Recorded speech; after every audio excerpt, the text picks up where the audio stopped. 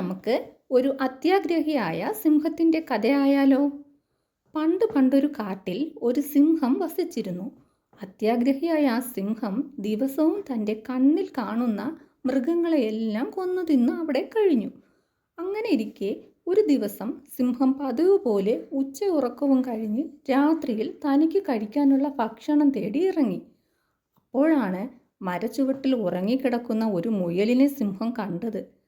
മുയലിനെ കണ്ടതും സിംഹത്തിന് വളരെയധികം സന്തോഷമായി. അവൻ പറഞ്ഞു, ആഹാ, കൊള്ളാമല്ലോ, നല്ല മുയൽ. ഇന്ന് രാത്രിയിലത്തെ ഭക്ഷണം മുയൽ തന്നെ. അപ്പോൾ ആഹാരം തേടി ഇനി അലയുകയും വേണ്ട. ഇതും പറഞ്ഞ് ആ സിംഹം ഉറങ്ങിക്കിടന്ന മുയലിൻ്റെ അടുത്തേക്ക് പമ്മി പമ്മി പോകാൻ തുടങ്ങി. അപ്പോഴാണ് സിംഹം മറ്റൊരു കാഴ്ച കണ്ടത്. കുറച്ചകലെയായി അതാ തടിച്ചു കൊഴുത്ത ഒരു മാൻ.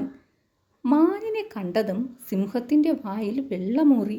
അവൻ പറഞ്ഞു, ഒരു നിസ്സാരനായ മുയലിനെ കഴിക്കുന്നതിനേക്കാളും നല്ലത് രാത്രിയിൽ ഈ തടിച്ചു കൊഴുത്ത മാനിനെ തന്നെ കഴിക്കുന്നതാണ്.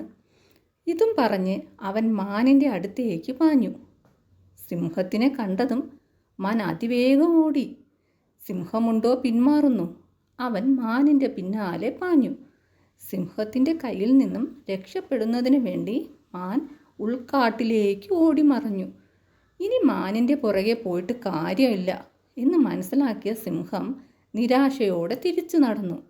അപ്പോഴും മരച്ചുവട്ടിൽ ഉറങ്ങിക്കിടന്ന മുയലുണ്ടല്ലോ എന്ന ആശ്വാസമായിരുന്നു സിംഹത്തിന്.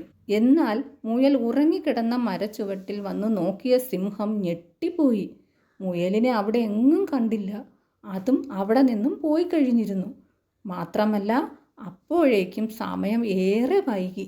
അത് കണ്ട സിംഹം പറഞ്ഞു, മുയലിനെ എനിക്ക് അനായാസ ആഹാരമാക്കായിരുന്നു. എന്നാൽ മാനിനെ കണ്ടപ്പോൾ ഞാൻ അത്യാഗ്രഹിയായി തീർന്നു. ഇപ്പോൾ കയ്യിൽ കിട്ടിയ മുയലുമില്ല, മാനുമില്ല. അങ്ങനെ കയ്യിൽ കിട്ടിയ മുയലിനെയും കളഞ്ഞിട്ട് മാനിൻ്റെ പുറകെ പോയ സിംഹത്തിന് അവസാനം രാത്രിയിൽ പട്ടിണി കിടക്കേണ്ടതായി വന്നു.